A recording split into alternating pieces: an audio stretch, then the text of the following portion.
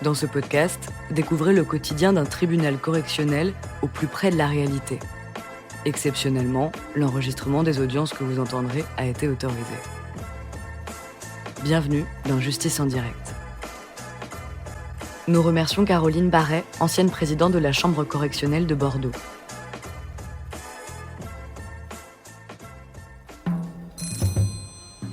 L'audience est ouverte. Vous pouvez vous asseoir. Quelle affaire, Madame l'huissier? Dossier numéro 4, la coupeur de l'école en communautaire. Approchez, Madame, je vous prie. Donc, vous comparaissez aujourd'hui en qualité de représentante légale de cette société à laquelle on reproche d'avoir détenu un produit propre à effectuer la falsification de denrées alimentaires, en l'espèce de l'acide tartrique. C'est par ici que ça se passe, madame. Il vous est également reproché d'avoir falsifié des boissons destinées à être vendues, en l'espèce du vin. Et il vous est enfin reproché d'avoir mis en vente, vendu des boissons, en sachant que ces produits étaient falsifiés, corrompus ou toxiques. Il vous est enfin reproché d'avoir trompé sur la nature, la qualité, l'origine ou la quantité d'une marchandise, en l'espèce du vin. Les faits sont les suivants.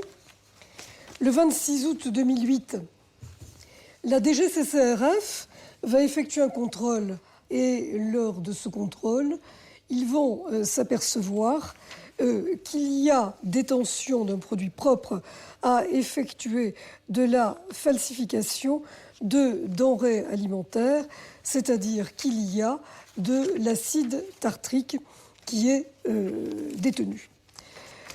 Cet acide tartrique est un produit qui n'est pas prévu dans les pratiques œnologiques autorisées, hors autorisation exceptionnelle dans la zone CIA.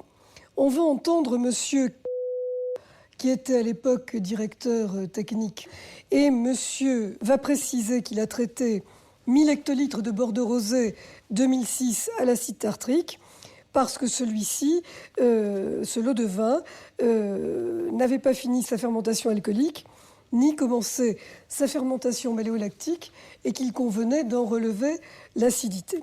Mais ce vin, en réalité, était totalement impropre à la consommation et aurait dû être détruit. C'est pas Maître Lustin qui va répondre. Excusez-moi. Personnellement, je suis ici pour représenter la CAF. Oui. Je suis la présidente depuis mars 2009. Oui. Les faits se sont produits en 2006, Oui. si vous Mais voulez vous bien. avez quand même quelques idées sur les solutions techniques Alors, à apporter lorsqu'on est en présence d'un vin qui n'est pas conforme aux qualités qu'il devrait exposer. Qu'est-ce qu'on fait dans ce cas-là ? Qu'est-ce qu'on fait dans le cas le vin rosé sur lequel a été effectué le traitement n'était pas impropre à la consommation. J'ai pas très bien compris votre truc. Je reprends, moi, le procès-verbal qui a été dressé. Oui. Il est tout simplement rappelé que le vin avait des défauts, qu'en l'espèce, il aurait dû être tout simplement détruit. En réalité, ces 1000 hectos ont été vendus. Ils ont été vendus entre 88 000 euros à 122 000 euros à peu près, ce qui démontre bien qu'il y avait quand même un intérêt à procéder à ces manipulations. Donc ça fait quand même un lot de volume qui a été totalement écoulé et qui n'était pas conforme aux règles marchandes. J'aurais du mal à répondre. Simplement, je pense qu'il y a effectivement des erreurs dans la gestion des stocks, dans les registres, etc. Après, de là, ce qui est volontairement tromperie et revente et que l'on n'ait pas fait le nécessaire, A priori, ouais. Monsieur, lui, est formel. Il dit bien que c'est lui qui a pris cette décision, qu'il l'a fait alors qu'il n'en avait pas l'autorisation. La seule chose qu'il dit, c'est que pour lui, alors c'est très réducteur, pour lui, le produit n'est pas nocif parce que c'est un produit naturel. Cependant, c'est quand même un rajout qui n'est pas autorisé. Dans ce cas-là, un rajout non autorisé pour créer une acidité, c'est pas naturel, au sens où on peut Alors, personnellement, je ne suis pas technicien sur le dossier. Simplement, ce que j'aimerais quand même juste dire, c'est qu'effectivement, l'acide tartrique est un produit qui est présent naturellement dans le raisin, au même titre que l'acide malique. Ce sont deux acides qui sont présents dans les graines de raisin. C'est un produit qui est réglementé, donc qui était utilisé dans un certain cadre. Là, voilà. Alors après qu'il y ait des erreurs sur l'utilisation, effectivement, je le reconnais. Autre chose, cet acide tartrique donc, était utilisé dans un certain cadre et aujourd'hui est autorisé de façon beaucoup plus libérale. Et voilà. Maintenant, je dis, il est autorisé, oui, depuis Maître Augustin, Depuis 2009. Depuis 2009, voilà. Des questions, Madame le procureur? Oui, une question de Béotienne. Monsieur avait dit la chose suivante. Le fait d'ajouter cet acide tartrique, c'était le seul moyen de sauver ce lot dont la fermentation avait perduré. Ça veut dire quoi, la fermentation avait perduré? Il est comment, le vin? Il est, je sais pas, sucré, pétillant, buvable, pas buvable? Non, simplement... non, je crois qu'il ne faut pas avoir des choses si terribles que ça. La fermentation qui perdure, c'est simplement une fermentation qui travaille un petit peu en longueur, mais après, il n'y a pas forcément de côté très négatif. Après, que l'acide tartrique permet simplement de donner un tout petit peu plus de vivacité. Ceci étant, le vin n'était pas impropre à la consommation avant ou n'avait pas un défaut majeur. C'est simplement pour relever un petit peu la vivacité. Techniquement, ce n'est pas une pratique... Pourquoi parle-t-il de sauver ce lot, alors? On a l'impression qu'il est véritablement imbuvable. Oui, ça aurait été mieux que monsieur effectivement soit présent alors pour donner des explications. Je suis désolé, je ne connais pas très bien les procédures. Je pensais que Maître Augustin allait prendre directement la parole et moi, je n'ai pas forcément préparé plus que ça les arguments. Vous-même, vous n'êtes pas viticultrice? Je suis viticultrice. En tant que présidente de cave, on est viticulteur. Alors, j'ai effectivement des connaissances techniques, mais après, je n'étais pas dans la cave et je n'avais pas connaissance de tous les procédures. J'entends bien, mais vous avez discuté avec monsieur? Oui. Donc? Il a fait une erreur dans la tenue des registres, il a fait une erreur dans l'application du produit, ça c'est évident. Après...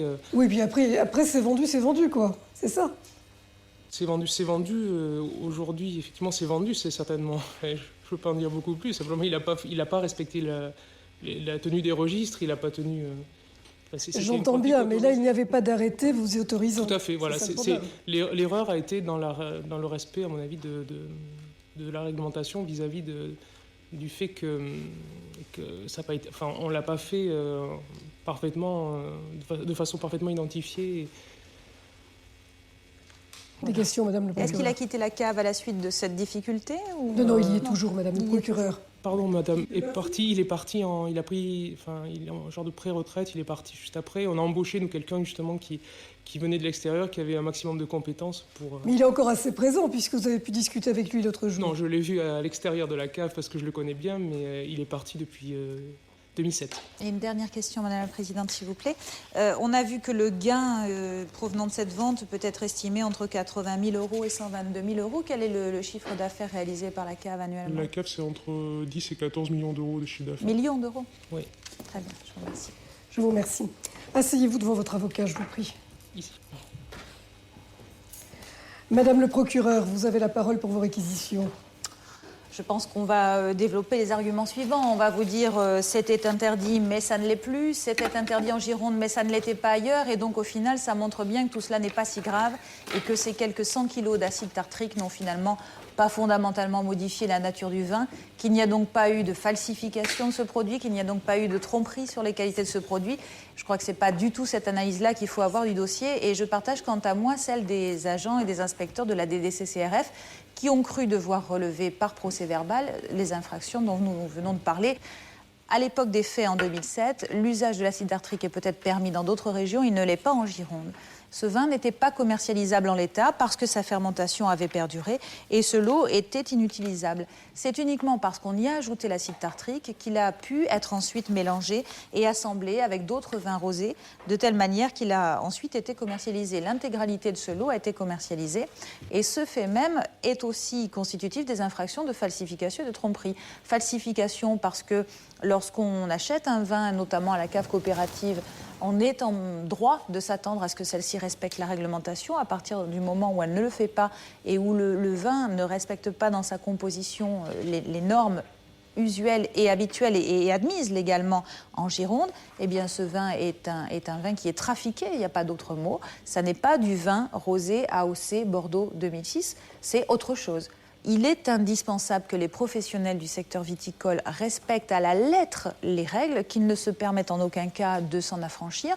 On a tous les ans ici en Gironde des affaires de vins améliorés. Alors là, c'est de l'acide tartrique, la fois précédente, c'est du sucre. Enfin, ça n'est pas possible. Si on veut garder un certain niveau de qualité, un certain niveau aussi de crédibilité à l'échelon du marché international, il faut que nos vins soient irréprochables et pour qu'ils le soient, il faut que la réglementation soit respectée à la lettre. On ne peut pas tromper le consommateur, il doit pouvoir faire confiance à la cave coopérative et celle-ci a commis une faute très grave, me semble-t-il, en s'affranchissant du respect de la réglementation. Alors je vous demande donc d'entrer en voie de condamnation et pour les 3 délits qui lui sont reprochés, les peines encourues sont très lourdes, notamment pour la tromperie. Votre tribunal peut prononcer une amende qui irait jusqu'à 187 500 € et pourrait également prononcer toute une série, une kyrielle d'interdictions. Ce ne sera pas nécessaire en l'espèce, mais il faut que l'amende soit suffisamment importante pour être à la fois répressive et dissuasive. Et puis, il faudrait aussi, là encore, que votre tribunal fasse connaître sa jurisprudence en ordonnant non seulement l'affichage, mais la diffusion dans la presse des décisions que vous êtes amené à rendre dans cette matière, qui est tout particulièrement sensible ici localement. Donc, je requiers la condamnation de la cave coopérative et le prononcer à son encontre d'une amende que je vous propose de fixer à 80 000 €. 80 000 € parce que c'est le gain réalisé au travers de cette opération dont vous assortirez pour partie d'un sursis. Je vous propose donc au final de prononcer 80 000 € d'amende dont 50 000 seront assortis d'un sursis de manière à prévenir tout risque de renouvellement de ces faits. Et je requiers en outre le prononcé de l'affichage et de la diffusion dans la presse de votre décision. Je vous remercie, Madame le procureur. Maître Lustin, vous avez la parole, je vous prie. Madame le Président, je vous remercie, Madame, Messieurs. Toutes les opérations du vin, elles sont prévues par la loi. Elles sont soit interdites, soit réglementées. À l'époque des faits, du fait de l'application de la réglementation communautaire et de la réglementation nationale, l'acidification n'est pas interdite, mais elle doit être autorisée. Eh bien oui, Madame le procureur, la réglementation a changé. La réglementation a changé, c'est-à-dire que de caractère exceptionnel, l'usage de l'acide tartrique, et là, monsieur a raison, c'est un produit naturel du vin. On traite le vin par son produit naturel. Il faut le dire aussi, et alors là, je ne suis pas à même de vous en parler, car je suis avocat, je ne suis pas œnologue, mais la climatologie, le rythme des saisons a toujours existé. Les plus froids, le plus chaud, ça a toujours, dans la nuit des temps, ça existait. Mais la climatologie change. Et par conséquent, il se naît de nouveaux besoins qui n'existaient pas aussi régulièrement autrefois. Vous avez ici une revue viticole qui traite de cette question d'acidification.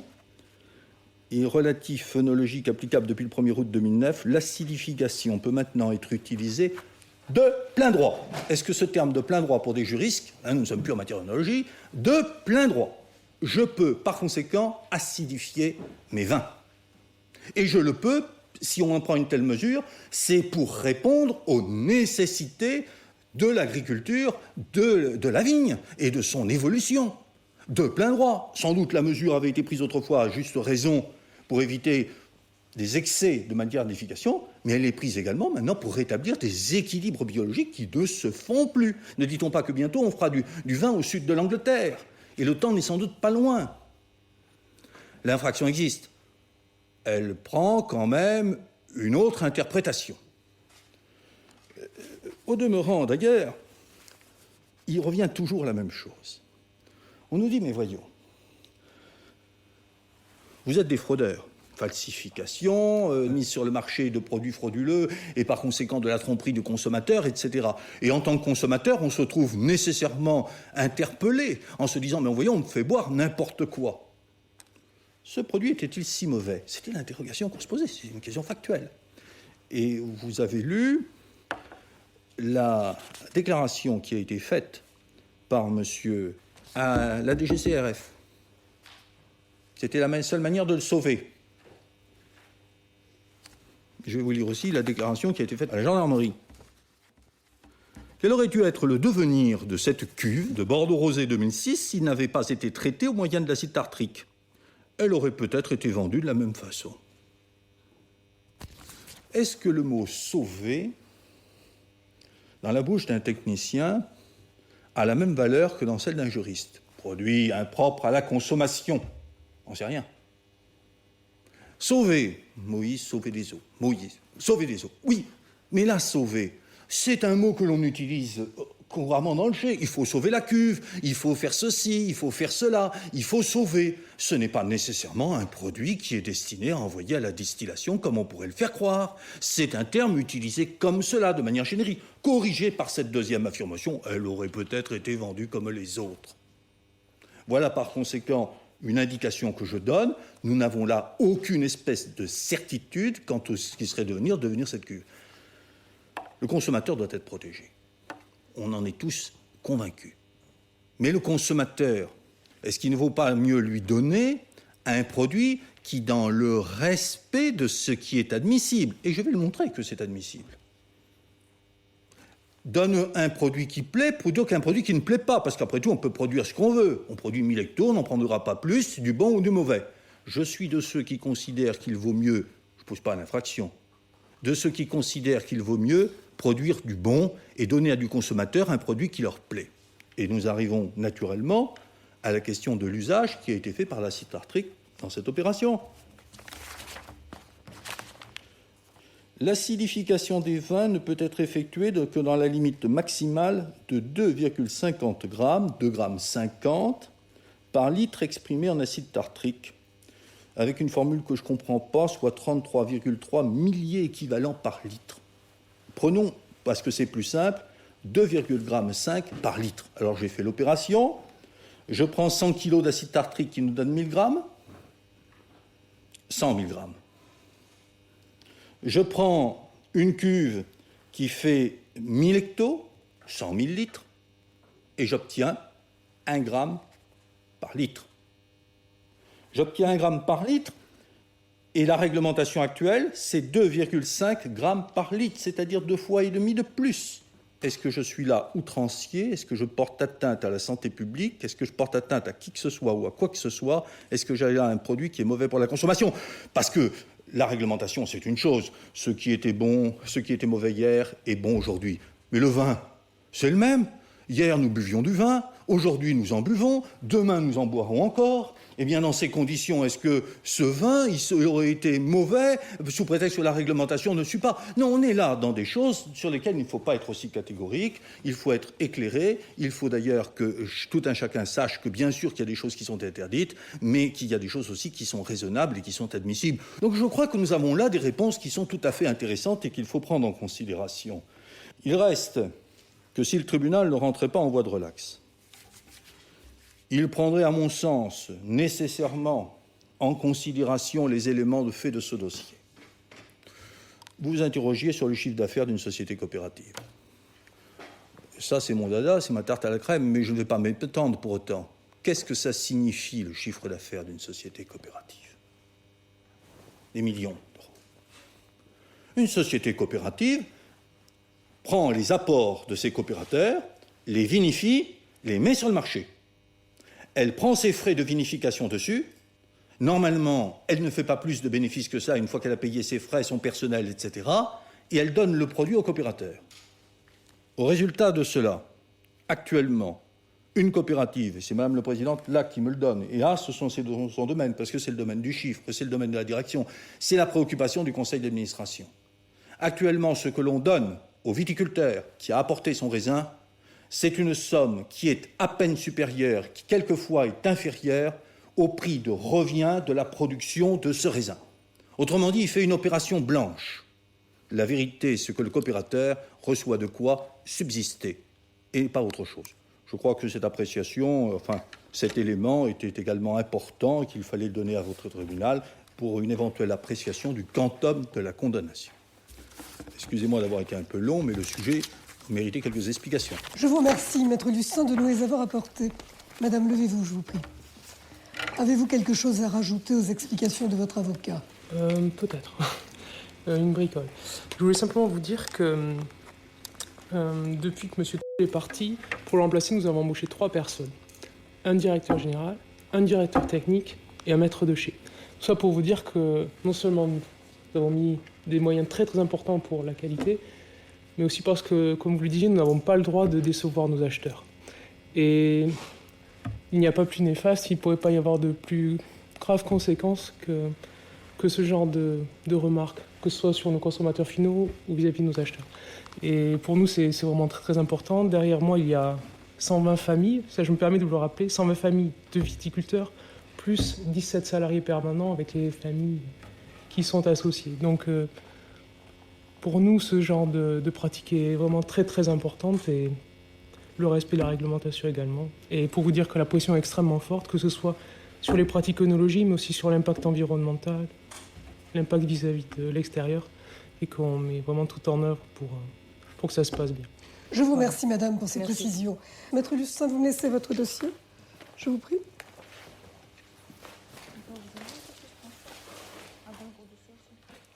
L'audience est suspendue, le tribunal va délibérer.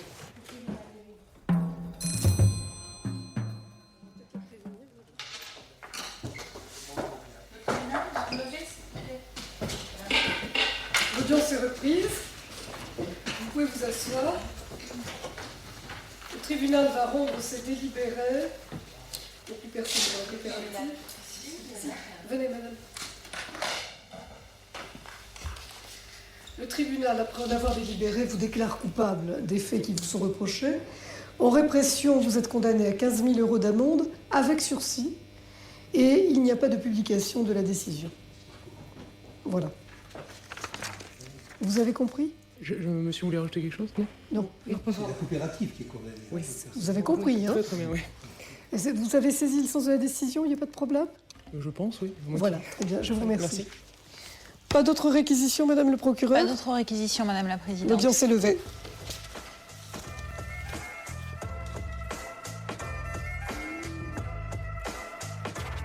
Vous venez d'écouter Justice en direct. Si vous avez aimé ce podcast, vous pouvez vous abonner sur votre plateforme de podcast préférée et suivre Initial Studio sur les réseaux sociaux.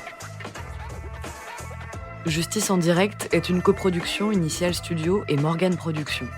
Ce podcast est une adaptation de la série documentaire En direct du tribunal, produit par Morgane Productions, écrit par Samuel Luret et réalisé par Déborah Brown.